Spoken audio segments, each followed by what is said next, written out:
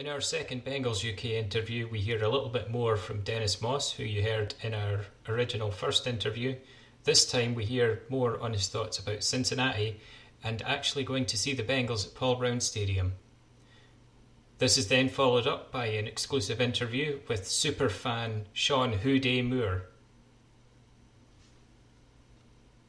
What was your experience of the city and the stadium and watching the Bengals?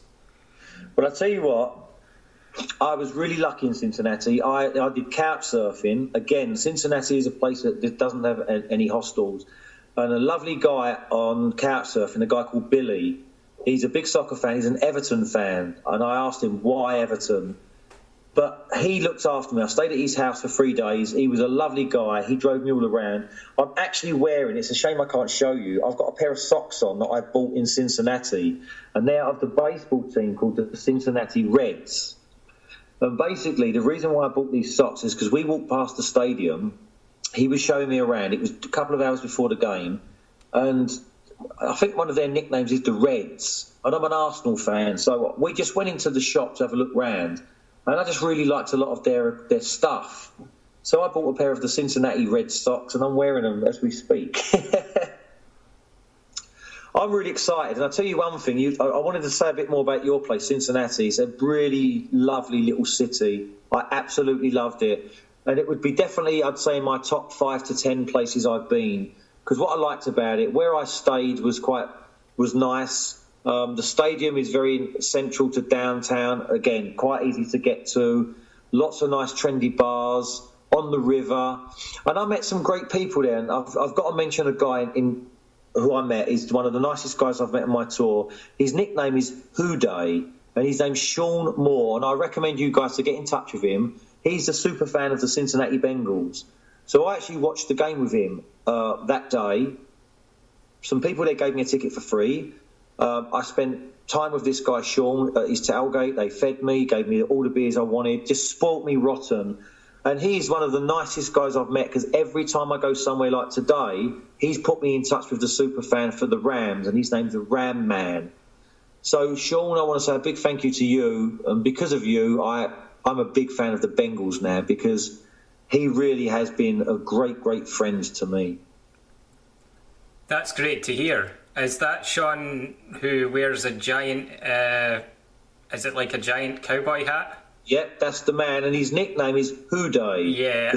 And I was next to him, and he kept singing this song. I'm sure you know it, the Bengals song, where they say, Houday, Houday, da-da-da-da-da. So I had a really good time in Cincinnati. And I'll tell you what, because of people like Shawn and some other friends of mine, I'm just hoping that, because I'm going to go to the playoffs too, and I'm hoping that they get through to the playoffs, which they will, and I'm just praying that they get home field advantage, because I want to go back there on my first week of the playoffs. So, having heard Dennis Moss's kind words about Shawn Houday Baby Moore, here's our exclusive interview with the man himself. Okay, so here we are speaking with the Bengals Superfan, the official Bengals Superfan in the Superfan Hall of Fame, Shawn Moore, otherwise known as Houday Baby. Hey Shawn, how's it going? Good, how are you today? Yes, very good, very good. We've recovered from the Steelers' defeat. We're on to San Francisco now. Exactly, time to move on to get a day to think about it, then after that it's over. First of all, just very, very keen to hear... I've seen on your website a little bit about your background, your bio. Can you tell us a little bit more about being a Bengals fan and how passionate you are about the Bengals? It all started, when I was 6 years old, I became a fan of the Bengals because I really thought their helmets were cool. That was what kind of started it, and years went on of, watching the Bengals and rooting for them and watching really bad football for a decade. And in 1998, I went with my now wife to SeaWorld, of all places, and bought a lime green cowboy hat, big foam cowboy hat, just as something to have.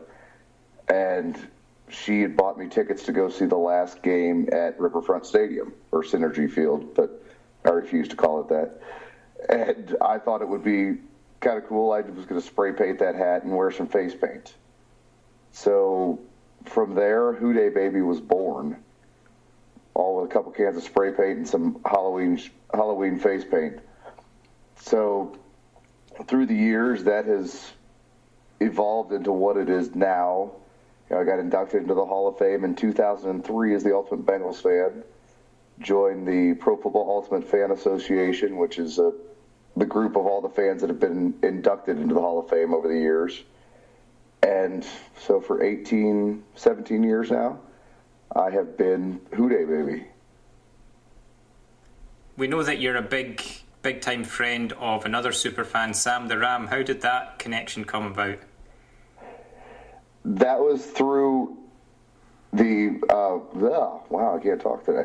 That was through going to St. Louis, actually, and meeting up with Ram Man in St. Louis, and kind of just which was another friend of mine through the Pro Football Ultimate Fan Association, and just kind of hooking up there. And then he showed up in Cincinnati a few years ago, and it's kind of went from there. Cool. What is the best thing about game day for you when the Bengals are at PBS? The interaction with the kids, because I feel like doing what I do, and I've become kind of a face for the group or for the Bengals, and it's kind of that connection for the fans that don't get to come to a lot of games, or the fans that, this is their only game they get to do. They don't get to have the interaction like I've had to have over the years with players or with coaches. So I'm that tie to the Bengals for them. They kind of feel like they've met a celebrity if they get to meet me, which is odd to say that I'm a celebrity because I'm the farthest thing from it. But they feel like if they get to meet me, I hand them a trading card with my face on it. They take a picture. I've made their day.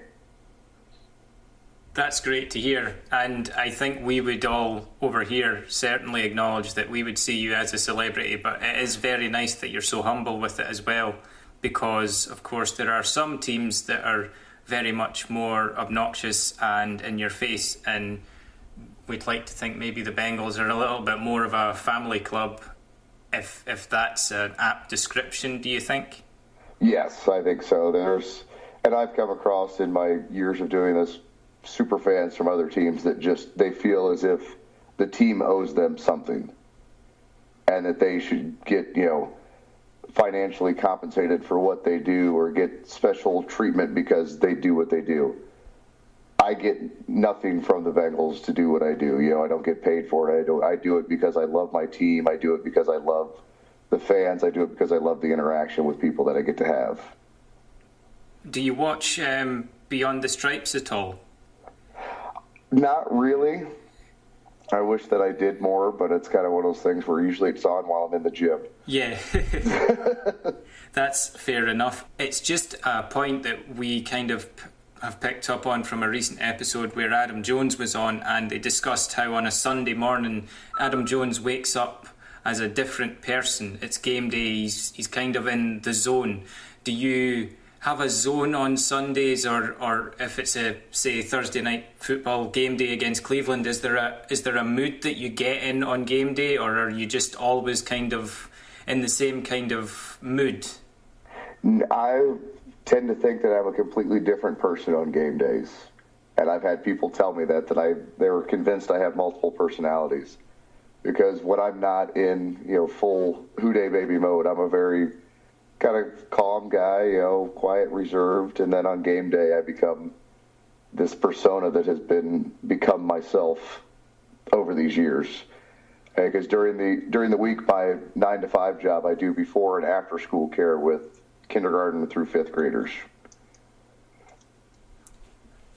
That's a great cause, actually. That's great to hear that you do such a rewarding job, and it further enhances the image that we have of you as such a nice guy. So that's great to hear.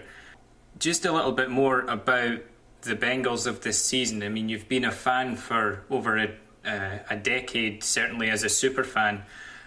Where would you say this Bengals team is this season in comparison to maybe even just last year when we had a lot of injuries? Do you think we can go beyond that threshold of the first playoff game? I do. I feel, not having Andy in for these last 3 games is definitely not the ideal situation. but I feel as if AJ can kind of maintain as we go through these games. San Fran should be, no game is ever a guaranteed win, but they're a bad team right now, and that's kind of going to be AJ's first full game, he's had a full week of practice, so I think that's going to get him through. Denver's going to be the tough one. Obviously, that was going to be tough even with Andy, because Monday night in Denver, it's cold. You got the air, the altitude, you got the air. So, I mean, that was going to be tough. And then Baltimore's a bad team right now. So playing them, meeting them at the last 3 games is kind of, if you were ever going to have a quarterback that was going out for 4 games, that's the ideal situation. Now, if we can get that round 1 bye, that's even better, because I think that gives Andy another week to get healthy.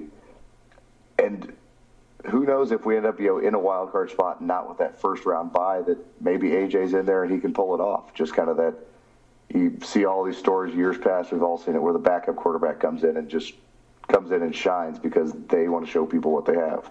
I mean, Kurt Warner went from stocking supermarket shelves to winning the Super Bowl.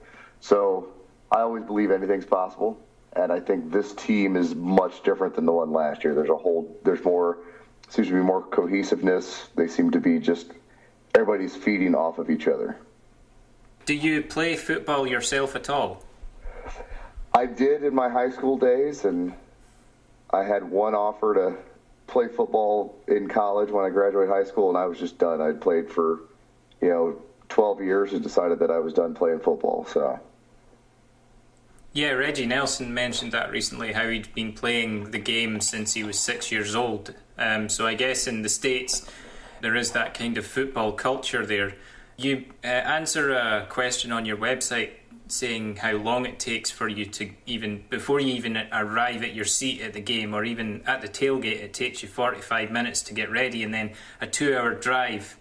Is there ever a day where you think, I don't fancy it today, or is that the key to being the superfan of the Bengals, where you're always up for it? The only time I could ever say where you feel like you don't really want to make that trip is during the preseason, because it seems like that's a long, that's 4 hours of driving, that's, an hour of prep time, you're kind of hanging out there, and then you get to watch decent football for about a quarter when the starters are in, and then they're gone. That would be the only time where I ever go, is it really worth it? But then I think about, the fans once again. More people go to preseason games that don't go to regular season games, because people aren't going to give up their season ticket seats. They're not going to give up, their seats for a regular season game. But for a preseason game, people can find tickets for, $10, $15. And it kind of, so you get those people that is their only experience. So I feel like once I get there, I feel better about myself for being there, because I've actually made that effort and made somebody's day by being there. What has been your highlight, either with the bomb squad or by yourself, in terms of following the Bengals? Has there been a particular highlight which sticks in your mind? Well, I'd have to say, getting inducted in the Hall of Fame was probably the highlight of being a fan or following the Bengals, because as a fan, to sit there and go, my name is in the Hall of Fame, it's with all of the greats of the NFL. That's something that I never thought was going to happen, by wearing a funny hat and putting on some face paint. But as far as other, not personal, but just as a group, but the amount of charity work we as like the Bomb Squad have done, and the money that we've raised for different charities around Cincinnati and the area, Cancer-Free Kids, the Icky Woods Foundation, Kicks for Kids, those kind of things, that really kind of makes me proud. We're more than just, a great tailgate party, but we're also interested in the community and helping out wherever we can. You met Dennis, who we've done an interview with recently also. How was it meeting Dennis? And I know you've also met Jamie Rowe, one of our elite fans, if we could say that, one of our elite British fans. Do you think that there is any sort of method to our madness as Brits coming over all the way to watch an American football game? I think it's great. You guys find, you're figuring out where the real football is, not the one where you kick around a ball. No. I think it's great to see, you guys coming over, and kind of that fandom has stretched over there. that just kind of goes to show the NFL is really starting to expand itself and get over that way, and then to make that effort to fly all the way over here to watch, a game. And for me, I kind of take it for granted, I guess, that, it's a 2-hour drive for me to get to a game. You guys have a 12, 13-hour flight to get over here. Do you think that what Dennis has been embarking on is something that you would like to try yourself maybe one day? It would be fun, but then I would miss a whole lot of Bengals games that way because I would be at a different stadium. I would love to follow the Bengals one season to every game, home and away. Usually I only get about 1, maybe 2 road games a year, which is a great experience, but to do every game in a season I think would be fantastic.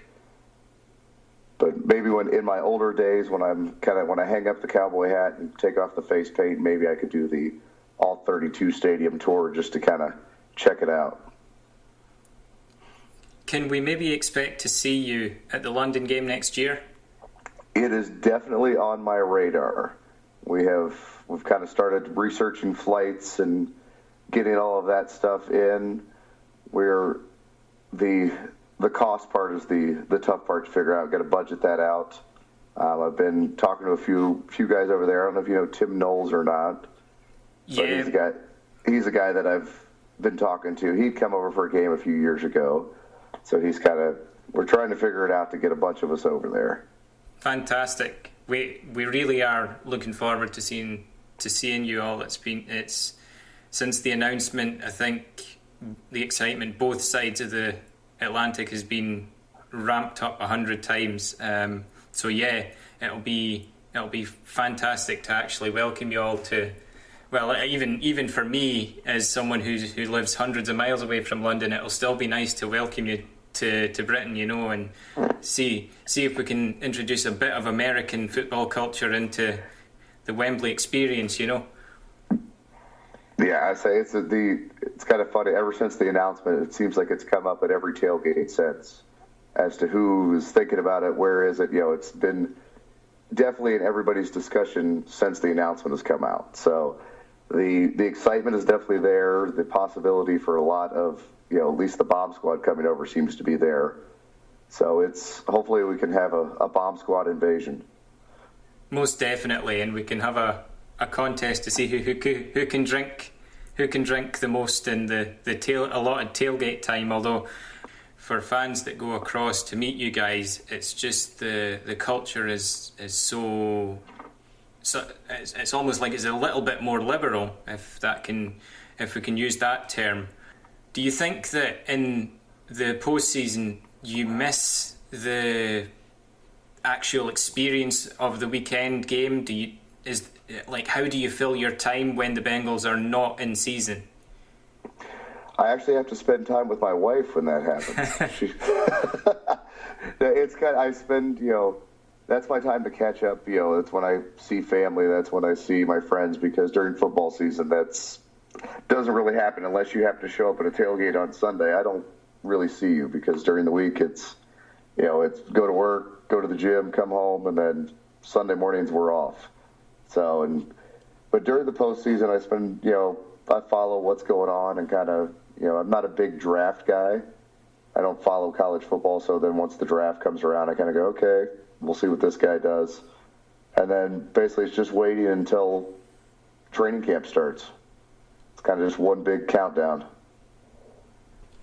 We've just seen the Steelers come to Paul Brown Stadium and batter their way towards a win. I think it's fair to say we're now going into San Francisco, and as you've mentioned, they're not a great team right now, but there is still that rivalry going back to the last time the Bengals got to the Super Bowl. Do you think that there is a stronger rivalry with them, or is it the case that because we play the Steelers, the Browns and the Ravens every season, that rivalry is tougher? There's a lot more malice in it. I think so. I think that, with the 49ers, we play them once pretty much every 4 years when we hit that division. So the rivalry kind of, it pops up, but it only pops up for that week coming up. Pittsburgh, Cleveland, Baltimore, we hate them all year round. San Francisco, we don't think about them until all of a sudden it pops up on the schedule.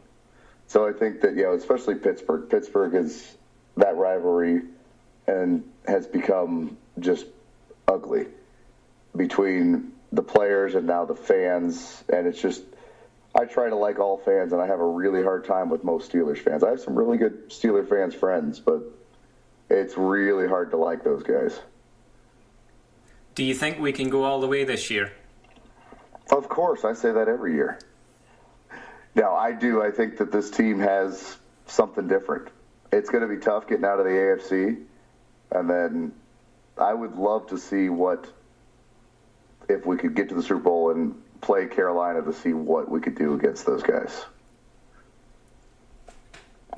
Which player or players have impressed you most this year? Well, I say Andy's improvement this year has been fantastic, and then Pac-Man on the defense.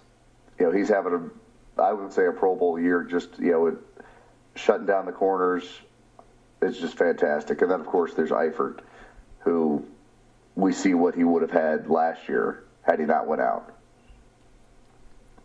Out with the Bengals, who would you say has been impressive this year? I'm sorry? A player who isn't on the Bengals roster, or is there anyone in the NFL which has impressed you? I would say Cam Newton's kind of, he's been good since he's been in Carolina, but this year seems to be, he's just playing on a different level. Okay, just a couple of fun questions now. Okay. How many Bengal bombs would you say you've consumed? Oh, yikes. Well, let's see. The bomb squad has been around for 6 years. We do 3 years before that, so that's 9 years. 10 games a year. Somewhere in probably the 300 range, easily, if not more. Probably much more. Probably too many that I can't remember, and that's why I can't remember how many it's been. What's your favourite tailgate game day food? I'm just a hot dog kind of guy. Just the hot dog with some ketchup and mustard, and maybe a donut when I first get to the tailgate. That's about the very traditional of my tailgate foods. Other than your cowboy hat, which is your famous talismanic, iconic, signature, what is your most treasured Bengals-related possession? Oh, wow, that's a tough one. I would have to say probably my Anthony Munoz signed helmet. Skyline or Gold Star? Gold Star all day. Yeah, see, that's controversial because I tweeted out earlier this month towards the NFL UK account about trying to get some chili in to Wembley, and I tweeted Gold Star and got a huge reaction back from a lot of people who say Skyline is better, but it's nice that there's actually the opportunity to have two options, because certainly here there's nowhere near as an iconic brand as over there. So you've mentioned the benefits of being a super fan at game day and getting to meet all the people at tailgates and the charity work that the Bomb Squad have done. Are there other things which being associated with the Bengals has benefited your life or given you surprising moments that you didn't expect? It has, the getting to go to Sunday Night Football in Pittsburgh and getting field passes and pretty much getting VIP treatment just for being, a super fan, and getting the interaction with players like at training camp or even pregame, because I've been around for so long and kind of these guys recognize me now, and they come out every game before the game starts. Drake Kirkpatrick comes over to the rail during warm-ups and gives me, shakes my hand, gives me a hug, and then he goes and plays. And it has to happen. As soon as I get there, he walks over to say hi. Some of the coaches come over to say hello. That kind of stuff is just really, it's cool to me. I'm still, I've been doing this for 17 years, and it's still like a kid. I get to meet these players. I get to do these things that I still get giddy every game day just at the thought of that. That's great to hear. I think a lot of people who have been Bengals fans for a while will empathise with that, certainly. I guess it's enhancing our understanding of the organisation as well when we get to hear from passionate people like yourself.